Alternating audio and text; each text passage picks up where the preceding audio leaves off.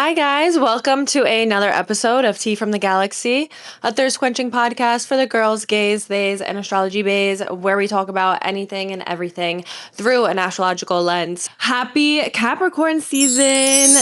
Today's episode, I had to bring on the Capricorn queen herself, Sara Ashley Murray, a.k.a. the Sensible Astrologer on TikTok and Instagram. She has a Capricorn Sun Rising. I have a Capricorn Moon. This was the perfect fusion episode for Capricorn season. We talk all things Capricorn, what it feels like to be a Capricorn, the Capricorn upbringing. We talk about things that are coming up for the fellow Capricorn and Capricorn risings. And we talk about the Pluto ingress when Pluto was in Capricorn from 2008 to the beginning of 2024. We talk a little bit about our experiences, but also as a little kind of forewarning for anyone who has prominent Aquarius and Leo placements, especially Sun, Moon, or Rising, who are about to go through this Pluto ingress while Pluto is in Aquarius, or who is currently going through it right now. We kind of give a little bit of advice on how to handle this ingress, being that we have lived through the Pluto in Capricorn and we have survived and we're stronger than ever. So I really enjoyed recording this episode. I really think you guys will enjoy it. And yeah, let's just jump right into it. I started a new series accidentally, actually, and I was like, you know what? I want to do this every season. So I started it during Scorpio season when I brought on Lanawa, aka the Astro Mom, the Scorpio rising queen. I brought her on during Scorpio season to talk about all things Scorpio. And I was like, you know what? I want to do this every season. Thinking like, who should I bring on for Capricorn season? I put out a post. Lanawa then reached out to me. She sent me your Instagram and I was like, no way. We are TikTok mutuals. Like, this is perfect. A couple questions that I like asking everyone on every guest I have on the podcast. You can answer all of them or none of them. It's just a little background so whoever's listening can get a little knowledge about who you are. So Sure. I like to ask your big three, your age, your pronouns, and then your sexual identity. Okay, awesome. I'm down for all of that. So my big three, I'm a Capricorn rising, Capricorn sun, Cancer moon. And there's really not many of us who are Capricorn rising, Capricorn sun, and Cancer moon. Like even Yeah. when I looked, like what celebrity, because everyone wants to know that, like what celebrities match your astrology. There's not many of us out there. Um, I identify as she, her, and if you want to call me they, that's fine too. I don't care. Um, and then I would say the sexuality one, that's deep because, you know, the older I get, I'm 42, by the way, I'll be 42 January 17th, so still technically 41. I get to know myself more. I'm like, I'm not as straight as I thought I was. And Yeah. it's just, yeah, you kind of get to know yourself more. And also, you untangle yourself from the culture, and all these projections and how you're raised. And especially, because I'm an elder millennial, younger Gen Xer, it was like everyone's in a box, right? Like Mhm. either, you're gay or you're straight or you're bisexual, Yeah. but it's more than that. And as someone who has studied sexual psychology, I have an undergrad in psychology as well. We're all on a spectrum of sexuality. So Yes. I would say that I identify mostly as heterosexual, but I would say I'm also demisexual as well. Mhm. And I would say I'm more fluid than most people, I if that love makes that. sense. Yeah, Yeah. no, that 100% makes sense. A reason that I asked that question, the sexual Mhm. identity part, is because, and only if people feel comfortable asking it, but Yeah. a big chunk of this podcast that I dedicate this podcast to is talking about queer astrology. Yeah, Capricorn season. Well, first things first, let's get a little background about who you are as an astrologer, why or how you got into astrology. What was that journey like? Yeah. So my journey into astrology is peculiar, I would say. Uh, so when I was younger, like really, really little, I was like 6 or 7 years old, and my mom gave me a birthday book And I was like, ooh, Capricorn, this sounds like me, mature, responsible, because that's what all my teachers and everyone around me, all the adults would say, Sarah is very mature. She's very responsible. I'm like, okay, I could relate to this. Yeah. So then as I got older, I would just like kind of, chill out in Barnes and Noble by the spirituality section. And I just wanted to know more. I wanted to kind of uncover, connect the dots. And I was always very interested in why people did what they did. So astrology is essentially a part of psychology. I mean, like think about like Yeah. Carl Jung and people like that. They also study that in conjunction with psychology. And then around, I would say high school, I got this really badass CD-ROM from the clearance section of Best Buy. It was like $10 and it taught me how to read charts. It was very cool. It was ahead of its time. It Mm. was interactive. And then I started to learn about the houses What a and gem. angles and aspects. Yeah, it was awesome. I wish I still had that CD-ROM. I don't know how I would like burn it and upload it, onto a system like this because I don't Hmm. know anything about that. But that was awesome. And then I started doing some just like chart readings for friends and things of that nature. And I always used it just like for my own purposes. But then 2020 happened. I was working as a special ed teacher for many, many years, but I kind of already felt the nudge to leave even before the pandemic happened. But that just kind of did it in because I couldn't be with those kids. And those Yeah. kids need a lot of one-on-one in-person attention. You really can't do it justice when you're over Zoom or whatever. So I said, okay, I'm going to try this out. And my best friend's like, yeah, you really should just give it a try. And I'm a Scorpio midheaven, even though I'm a Capricorn rising. So I was just like, I don't know if I want to be on social media, that kind of thing. But Mm. it just happened. It worked out. I would say it was divine timing. That's when Pluto was right on my sun too. So that's when my Interesting. life, Yeah. yeah, my life completely changed. The person that I was completely changed irrevocably, and I'm very happy Mm. about it. So that's the Cliff Notes version. I love that. It's so Yeah. interesting because we have a little bit of a similar like story, and Okay. I'm a Cancer Sun, Capricorn Moon. Oh, okay. So Got it flipped. Yeah. yeah, 2019 to 2020, 2021, I worked as in special ed too, and I was a Oh, wow. RBT. Okay. So, but because of 2020, it kind of sparked something in me where I was like, yeah, I can't do this, or at least right now. 2021 is when I started my Angelfish astrology, and I really was like, I it love became that. more of like a hobby and into like, okay, this is something that I want to help people Right. with and teach people and stuff like that. Yeah. So Yeah. Yeah. I love that. It became your everything. So, Yeah. and yeah, we're so lucky and blessed that we're able to monetize what we love. Yeah, for sure. So what degrees is your sun at? 26 degrees. It's in my first house. Yeah. Yeah. Like a Mars, was it a Mars Saturn conjunction during the pandemic when COVID started? It I was, think it was yeah, in around that Capricorn. time.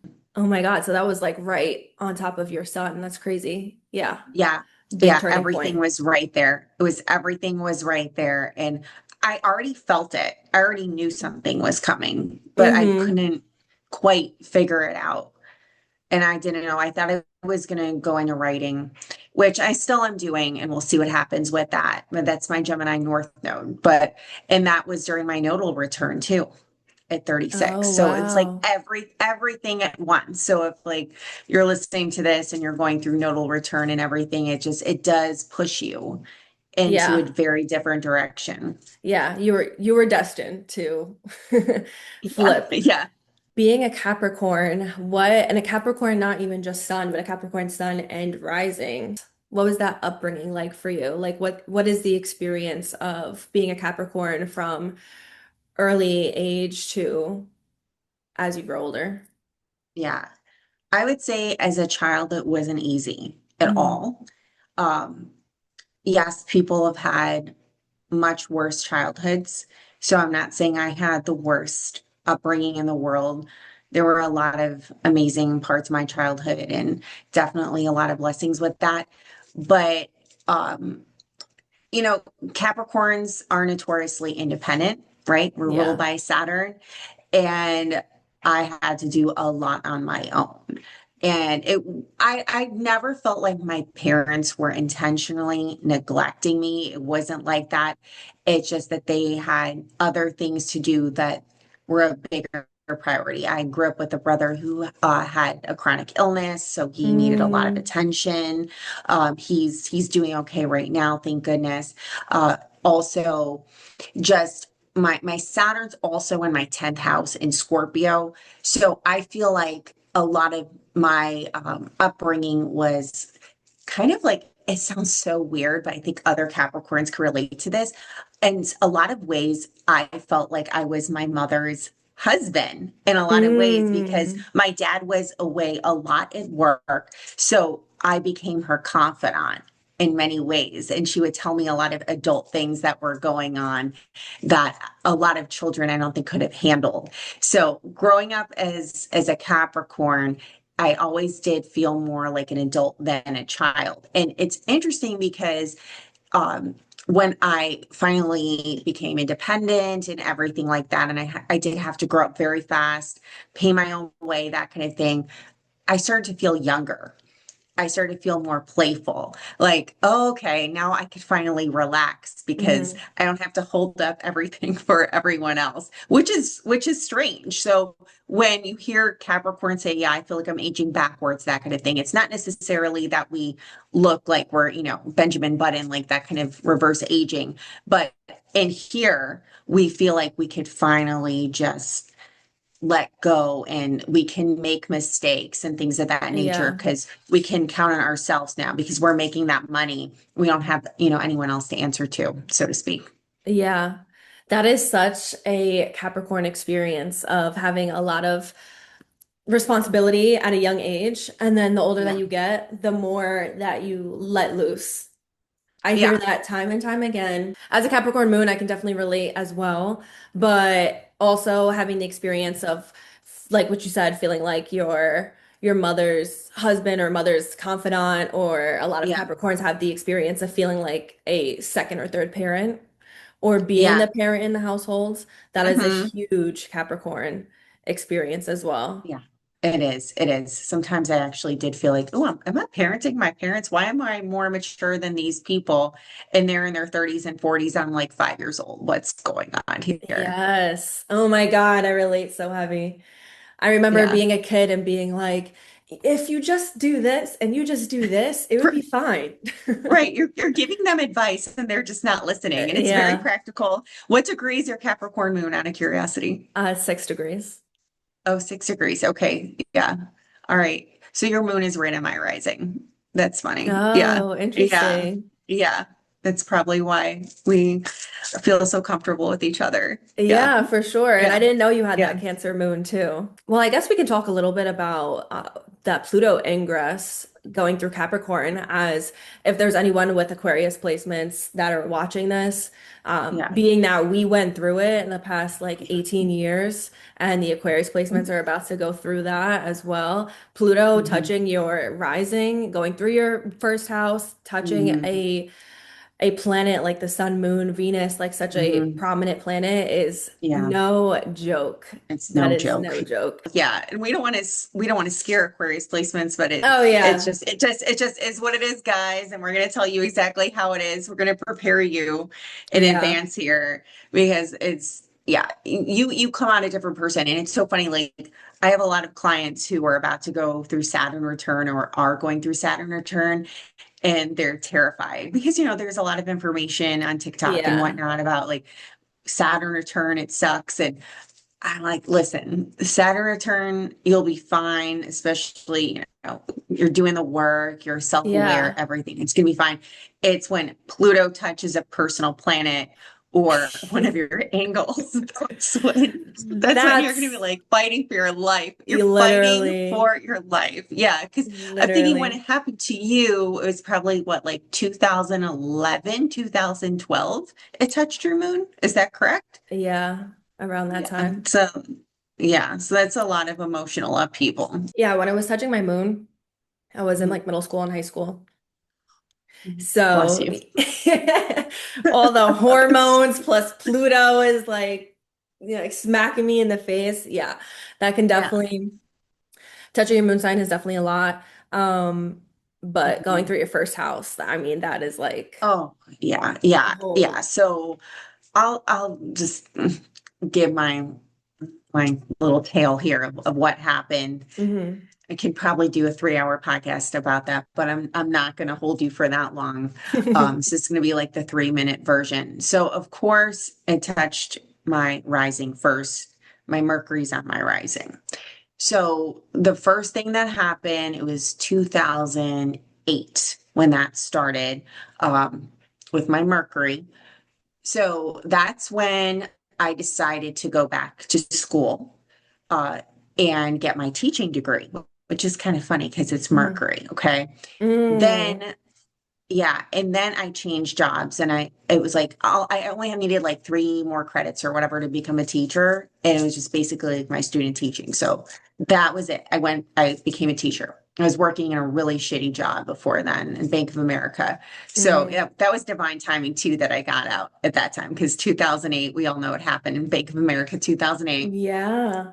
So yeah, so it was like a completely different work environment, completely different set of people, so completely different perspective. And then when it touched my rising, that was, let me think, it was like 2 years later.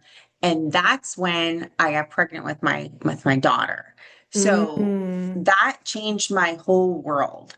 Of course, like it changes everyone's world when they have a baby, but this was very different because I took some time off of work after that. And that was, I've been working like my whole life. As soon as I can make money, I can make money. It's very, very Capricorn rising, right? Hmm. So I had to surrender to my husband in that way, not like in the weird, like trad way, but just like, okay, are you actually going to take care of us? Are you actually like to trust him to do things, which was Yeah. very, very hard for me.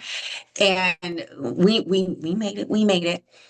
And then when Pluto opposed my moon, that sucked. That sucked real, real, real, real Yeah. bad. That sucked. So if you have a Leo moon, listen up because Yeah. you're not exempt from this. So that's when we moved across the world and we moved abroad for 3 years. And the first year being there, I had terrible like depression. Like I've been depressed off and on in my life, like just kind of like, it's not been so bad, just kind of the blues or whatever. But this Yeah. was like, a suicidal. I hope I could say that on here. Or yeah. Well, yeah, Yeah. 100%. Yeah. Like Yeah. Pluto brings that, and Yeah. not to Yeah. fearmonger, but Pluto is such a dark planet. It It is is. the ruler of the underworld, like you are Yeah. meeting your shadow side and your shadow self and your deepest and Yeah. darkest thoughts, fears, and Everything. yeah. Yeah. So it's no joke. And like people who are listening, like I always tell people like I don't talk about real things to fearmonger. Yeah. And if you're easily, scared or an Triggered. anxious Yeah. person, Yeah. triggered, you probably shouldn't be into astrology. Yes. It's Yeah, just like that's true. it's a tool, it's a form Mhm. of like learning yourself. And I think it's Yeah. actually so nice knowing that, okay, if I'm gonna experience this placement, this aspect Mhm. soon, like I'm ready for it. You know what I mean? Yeah. So Yeah. that I And definitely yeah. relate. Yeah. Yeah, because I felt very isolated because we're in Taiwan, which they speak Mandarin Chinese, and it did get better. Like I wound up loving it there and everything like that. But at first, I like a lot of the expat women, they rejected me. So I was friends with the women who, were from Taiwan and they were excellent, they were great, but there's a cultural divide there. Oh yeah, Even for if they sure. can speak English, it's like they're looking at me sideways about certain things that I'm doing, and that's okay. I totally understand that. So it was very uncomfortable. It was very isolating at first. So yeah, it did bring up a lot of anxieties that I was storing from childhood. It's like it's your moon, it's your sense of safety and Yeah. everything that I like pushed under. So if you have a Leo moon, especially the early degrees of Leo, I would recommend like right now, do your shadow work, go to therapy if there are things that you are holding back from yourself, it's time to face those, of course, with a good therapist. And I did wind up going to a really good British cognitive behavioral therapist during that time Mm, online. And she was amazing. Like, she really helped me shift my perspective. So, see, it's not all bad. It's like I learned how to face my shadows and I came out yeah. from it emotionally stronger, more resilient.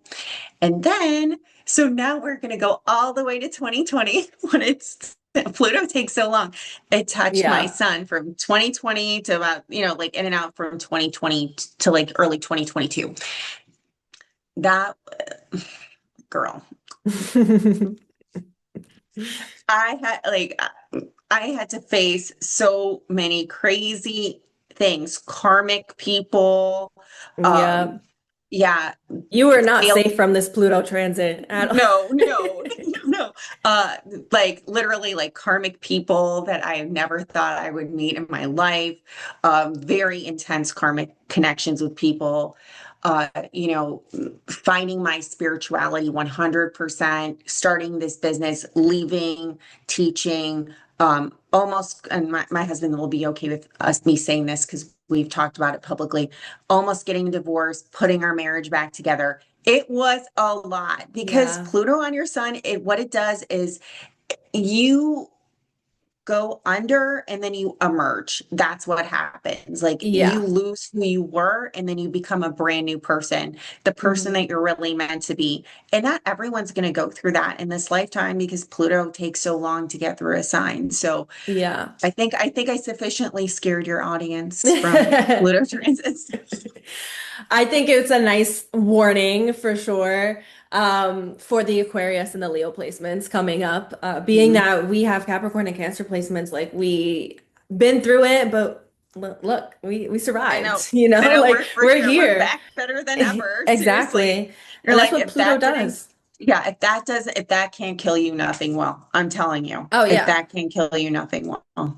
I feel the things that I've gone through with Pluto going over Mhm. my moon and then opposing my Mhm. sun.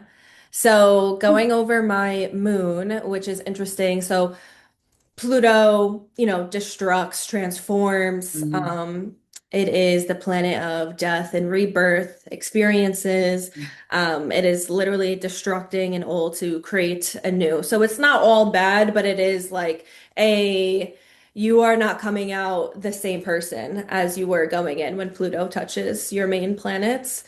And the moon rules things of, your family and your home life and stuff like that, your Mhm. childhood, how you grew up.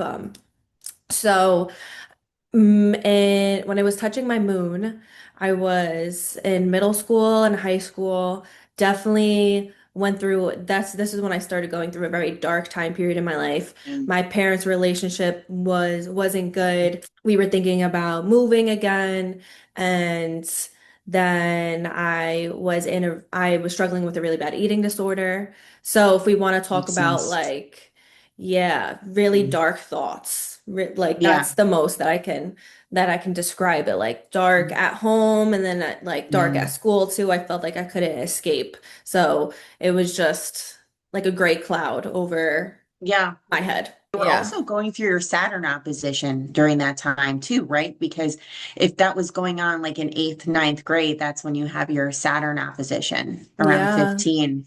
So that's a lot to deal with all at once, plus the hormones, like you said. Yeah. Yeah. Plus being a freaking teenager Yeah. and middle school just sucking. Oh, yeah. Middle school sucks for almost everybody. Yeah. So let alone like being a little kid with freaking Capricorn placements. And then when I was opposing my son, my Cancer sun, that was definitely a time where I was grieving and I was exiting a 5-year relationship, 5.5-year relationship. So it was such an odd feeling. It was a feeling of, I guess because with that opposition, you're trying to find like the balance. Yeah. So it's like, do I choose succumbing to, this life that's comfortable, but I would probably be Right. miserable, or do I Right. completely move into the unknown, which is scary, equally scary. Right. Right. So, yeah, that was my experience with Pluto. So I definitely do encourage, like what you said, to get entering therapy because actually both those times I was in therapy thinking about it. It helps Yeah, getting like another perspective because you can it be does. engulfed by Pluto's darkness You easily. can because it Yeah. seems like it's forever. It really does. Yeah. And it's not. It's absolutely not. I've talked to so many people who, are on the Capricorn Cancer axis, and we've all made it through. So I Yeah. just want to encourage that, for people who have, especially Leo and Aquarius, you guys can be a little bit more hard-headed than us. I'm just saying, you Hmm. really can be. Very Please, true. please go to therapy. You can find a good therapist. Of course, there's therapists that might not be good matches for you, just like there's astrologers that are good astrologers that are not going to align with you, but you will find someone who aligns with you to help you Hmm. out. Yeah. So don't be that hard-headed and stubborn where you're not going to accept help. If you don't accept help, yeah, I can't imagine like not opening up myself to receive help during that time, how Yeah. much longer it would have lasted. It would have endured in not a pretty way. Oh yeah, for sure.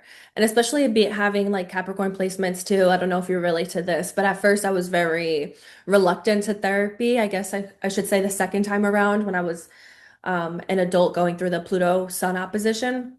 Mhm. Um, Having a Capricorn moon, I'm always like, oh, I got it. Like I'm fine. Yeah. I don't need help. Yeah. Like, just that innate, I just got it.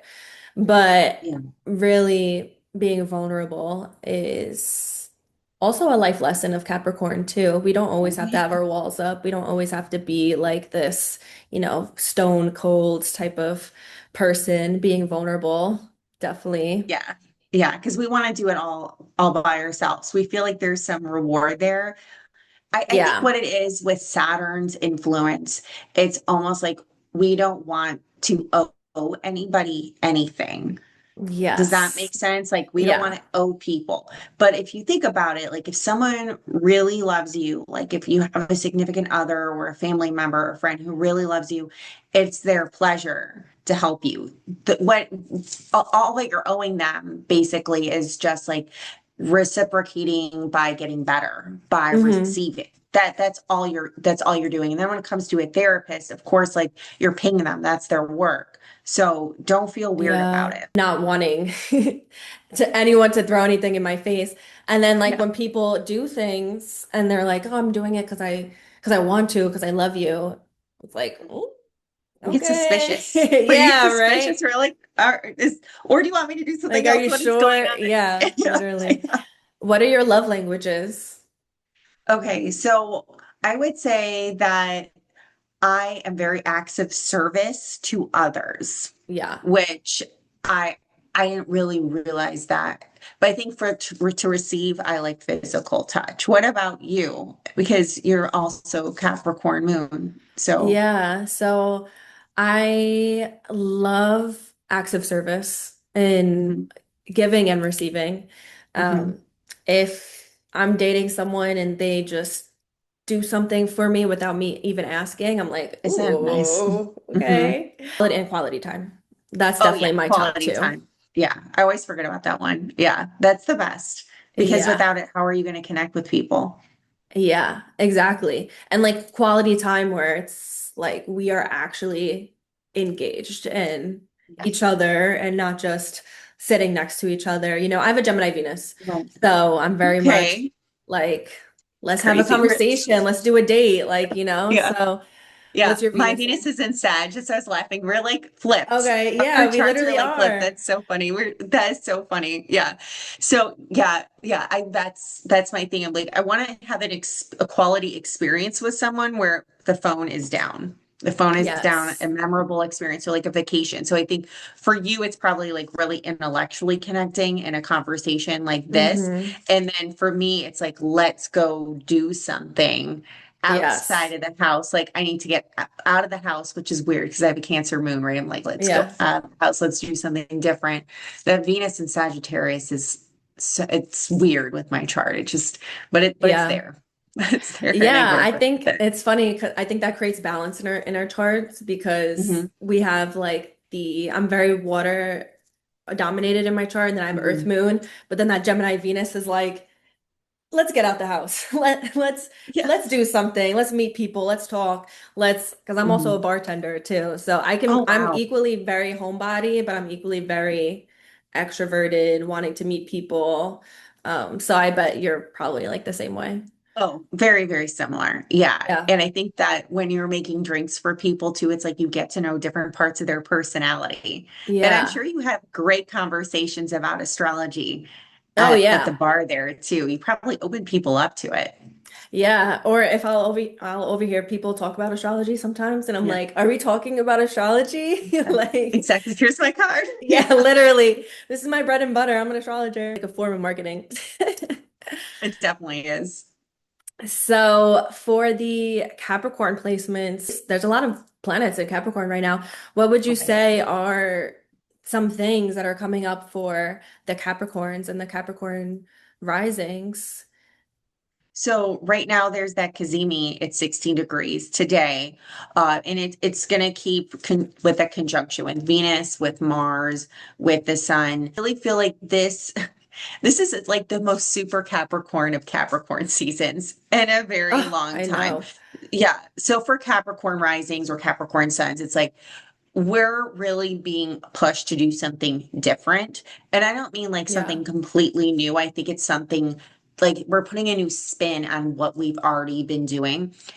Opportunity should be very effortless to Capricorn risings right now, especially in terms of building business in the long term as well. So I wouldn't be surprised if a lot of people met like new business partners, collaborators around this time, especially because asteroid Juno, I believe it's like at 2 or 3 degrees right now as we speak. So that's the asteroid of marriage, soul contract. So a Mm, lot, yeah. So a lot of people of Capricorn rising are really meeting a lot of fortuitous matches for themselves. Doesn't necessarily have to be romantic, though. I would say it's more about like people who are supposed to be like on your side, on your team for the long haul, which is yeah. really cool. And then I was looking at not just this Capricorn season, but 2026 in general, like with Jupiter in Leo, and it's going to move through our eighth house. This can be very spicy for Capricorn risings. And I think a lot Yeah. of people, they don't want to, a lot of Capricorn risings, they don't want to talk about this part of themselves.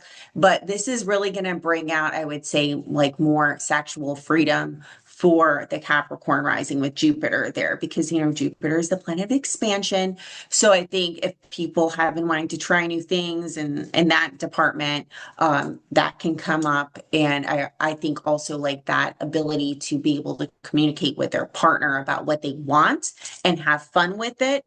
That's For going to be sure. really, that's going to be fun for the Capricorn rising. Now, there are some things coming up for Capricorn risings this year that, next couple years, really next 14 years with Hmm. all the Aries placements. Yes. Yeah.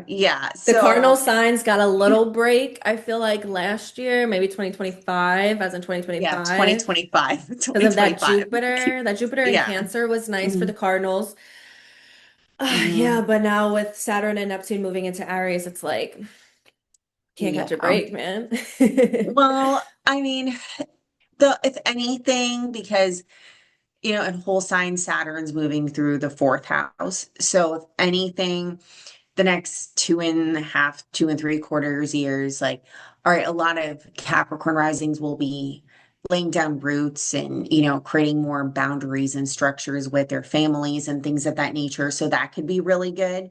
Yeah. I would just say it might feel awkward for a lot of Capricorn risings who put so much emphasis on work because it seems like with that Saturn down there, there's a lot of emphasis on family. And because Saturn's a ruling planet, it could feel like, okay, look, I have to do my matriarch, patriarch thing. And this is not something that I'm used to doing. So it's like we have to get out of our comfort zones and focus more on our family life. So that can be Mm, difficult for some people with Capricorn rising because yeah. as we discussed, like a lot of people with Capricorn risings have had traumatic childhoods, that kind of thing. So they really don't want to think about like their, home life, parents, all those kind of things. But with Neptune there, I think this can also help with at least alleviating some of the stress. Um, I think so too. I think yeah, Neptune definitely, I think Neptune and Saturn, they're together. They definitely balance each other out. Like I Neptune agree. definitely softens the blow a little bit that Saturn would Yeah, usually give, and Saturn definitely brings yeah, more groundedness to the la la land that Neptune can be as well. 100%. Yeah, 100%. So Yeah. So I think it's like if anything, it's going to make it more spiritual, like creating more spiritual foundations in the home and that kind of thing. for sure. So that will be good. The only caution I would put with that, with Neptune squaring the rising, this is a 14-year thing, so you have to check your degree of rising. Yeah. It could feel for, especially at the beginning, if your early degree rising, that maybe you're not understanding yourself or not putting out the image that other people are understanding, because you're not having this understanding of yourself somehow. It's like there's some confusion there between like who you are at home and who you're trying to put yourself out in the world. So Mm, definitely like clear communication is going to be a lesson. And I really don't think Capricorn risings have a difficult time with clear communication. If anything, sometimes we're too abrupt with our communication. And yeah. you know this because you're cardinal too. Sometimes we Yeah. have a difficult time just like sitting there and having enough empathy for others who have wronged us, and because we tend to just leave situations very quickly that don't work out for us. Oh yeah. So there might be something there where we can't just say, okay, bye, we're leaving. We might have to actually like have more patience to sit with it. That's what I'm thinking. You Yeah. know, More yeah, like compassion. Bringing, yeah, I think more, Neptune brings definitely that empathy. Sometimes Capricorns are notorious for just wanting to create distance and, you yeah, know, in my yeah, bag, out my feelings type of thing. yeah. It's not worth my try. It's not worth my time. Yeah, it's not worth my time if you're not paying me or paying me attention. That works. Yeah. Yeah, Like I don't yeah. have time So for these feelings, for these emotions. And I think right, Neptune is definitely going to, squaring that ascendant is definitely going to bring something surrounding the home life, the family, parents, some type of empathy, some type of what's the word that I'm thinking of? Like just coming face to understanding. face. Yeah. I see a Yeah, lot of maybe Capricorn risings, maybe dealing with that. Because like what you said, Neptune is a like a 12, 14 year long transit. So yeah. this isn't something that is just gonna be a one and done type of thing. Definitely No, check your rising sign degree. But yeah. this is a full this, you know, years and years worth of Years. stuff. Yeah, yeah. So, And Neptune, fortunately, is not as difficult as Pluto. I know I heard some astrologer on TikTok saying like Neptune transits could be awful, but I think that like if you're not an honest person, if you're not being honest with yourself, if you're not honest with others, yes, Neptune can be very difficult, because Neptune, it's not just our spirituality, it's not only our creativity, it can be about like illusions. So yeah. if you're living in an illusion or if you're a fraud, then yeah, this is gonna suck. But like that's like anything, like it's gonna come and get you anytime. But yeah, I wouldn't Yeah. worry too much about it. And then lastly, with like Uranus and Gemini moving through the sixth house, that just tells me that a lot of us are gonna, for the next 7 years, once again, check your rising sign, check where everything is. But there could be like an adjustment with our routine. Like things might, there might be a lot of things that might seem out of our control. More so, this calls for more spontaneity, which I know, yes, guilty as charged. Capricorn risings have difficulty with that because you're like, oh no, we Hmm. created the schedule, we created the plan, we're sticking to it. And then Yeah. here comes Uranus going through his sixth house. Like maybe you need to change your plans. And also with your Yeah. diet and things of that nature, um, make sure you might be having to change that as well, because the sixth house also rules what we eat in our gut. So there could Yeah. be some disruption with that, with your gut microbiome. How much fun is that, girl? I don't want to think about that, right? Interesting. Yeah. Yeah. I could definitely see a lot of Capricorns and Capricorn risings, abruptly finding a new type of health and fitness routine that works Yeah. for them, or maybe having to seek out and find that and being like, oh, this is what I need to do in order to, be healthier, Yeah. or Yeah. stuff like that. Like what you said, Capricorns and Capricorn risings, they can, when when there's a schedule, they're sticking to that schedule. They're kind of rigid in that way. I think being a little bit more open-minded in the how your day-to-day can fluctuate, I think will definitely be something good, because Yeah. Uranus is, trying to open your mind, is trying to expand you. It's like Yes. that. I describe Uranus as like the friend who takes you out on like a wild night and you never know how it's going to end up. Like it could be, Exactly. it could be really bad, but it could be really great. And then it's going to like really expand your perspective at the end of the day.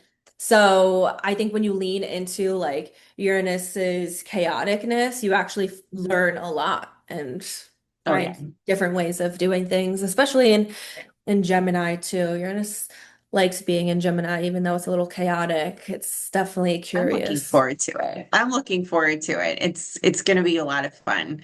It's going to be a lot of new inventions too. I feel like I know Oh, yeah, that, I know. yeah, there's so much At a high technology speed. already.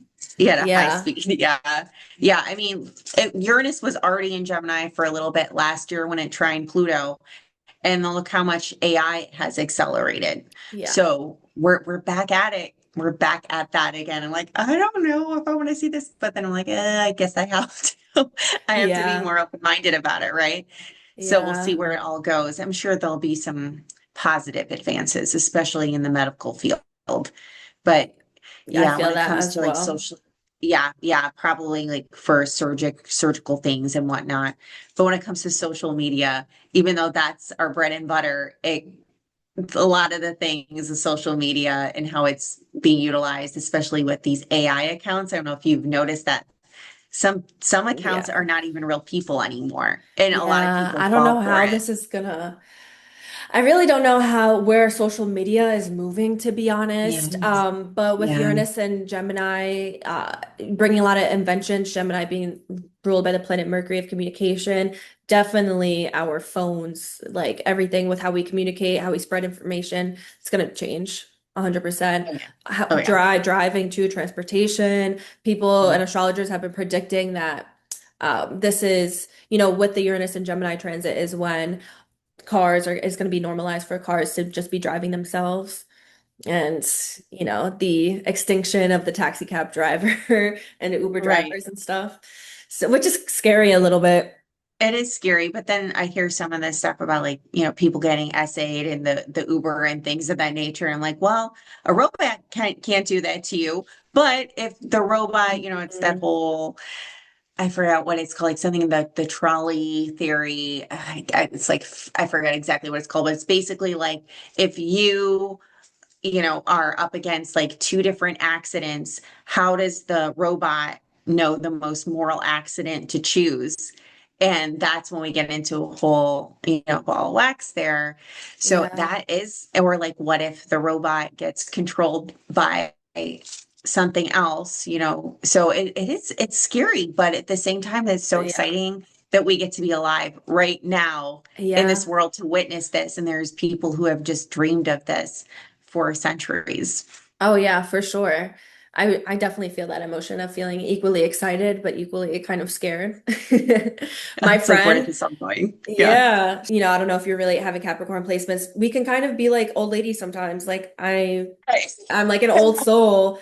And Seriously. I'm like, what is this new invention? We kind of stick to what we know. It's hard for me Yeah. to Yeah. move outside my doing things a different way, I should say. If I know like one way is great, and like why would I do it differently? But we are definitely moving in an age where we're gonna start having to do things differently, Yeah. We have just to adapt. We yeah. must adapt.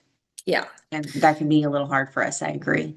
Yeah, for sure. But we are definitely moving into a completely new era. 2026 is we're seeing all the outer planets be in a different sign now. Yeah. Pluto has been Yeah. in Aquarius. Neptune is moving into Aries for good this Mhm. month, and then Saturn is moving into Yeah. Aries, Uranus moving into Gemini. Jupiter then moves into Leo, and but Yeah. Jupiter enters a different sign every Yeah. year, but Still. yeah, Yeah. Still all is. fire But and it, air. yeah, which I love. I love that. I feel like at least people are gonna feel more energetic, like, Yes. yeah, which I think that's been kind of an issue since the pandemic because there's been just so much earth and water, which, we like because it feels familiar for us. But at the same time, I think it's gonna really give people the impetus to get out of the house, socialize again, get dressed again, all the Yeah, things I definitely feel and that. meet different people. Yeah. Yeah. And reinvent themselves. And I'm excited for that because it kind of reminds me of like 90s energy in a way, even though it's like modernized, right? Because Yeah. that's when we had Pluto and Sag and some of I think it was like Uranus was in Aquarius at the time, things of that nature. So it's like people want to get out, they want to go to the club, which I'm like, I don't know if I want to go to the club again. Yeah. Yeah, you know what I mean? They want to get out, they want to socialize. And when you think about it, yeah, Uranus was in Aquarius, and that's when the internet exploded. Oh yeah. So now Pluto is following its footsteps with Hmm. Uranus in an air sign as well, forming a Correct. harmonious aspect too. So it's going to be that times 10. It's like the internet has grandbabies and they're running Oh yeah. around and about Yeah. I think new it's like forms. isn't it the Saturn return of when people started using the internet at home too, like to that extent?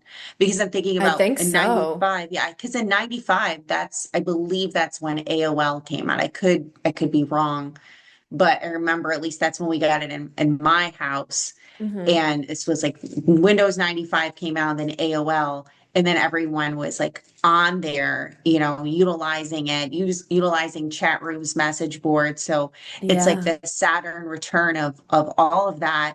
And like what you said, Pluto following Uranus's path at that time. So it's interesting that you made that connection because there's some parallels between what I went through in middle school and what everybody Hmm. else is about to go through. Yeah, very cool. Yeah, interesting. Because Yeah. that was the explosion of social media and now, or the internet, I should say, and now I feel the internet going through definitely a rebirth of a sort. There's definitely Mhm. things changing with how Yeah. we communicate on here and stuff. Oh, yeah. Oh, yeah. We'll see how it all pans out. Yeah, for Yeah. sure. Yeah. So, what are some things that you're working on? Anything coming up for you? Where can people find you and connect with you? Sure, sure. So you could find me on sarahashley.astrology.com. I have 2026 readings available for the next couple weeks. And then next month I'll do some kind of like Valentine's special, of course. I love I'll that. put that together. I live in the Chicagoland area, so if you're ever in the area and you want to know if I'm at an event, you can just message me. I'm not going to meet you in person unless I know you're. I'll meet you in person, Serena, but I'm not just going to meet anybody in person Yay. for a reading. You know how it is. Yeah. But if you're, interested in coming to an event, I have several events in this area throughout the year. So definitely, if you want to know that, just like message me on Instagram. I also have Instagram, TikTok, and that's all on my website. It's in my little link tree there. So Okay. Perfect. Well, thank you again for coming on this episode with me. I had such a great time talking with you. And yeah, yeah, I'm excited for everyone to listen to this episode. I me think this too. was a really good episode. Great. Thank you so much for having me. I appreciate Yes. your candor and your ability to ask me such great questions that I never would have even thought of. So thank you so much. Yes, thank you. I appreciate it.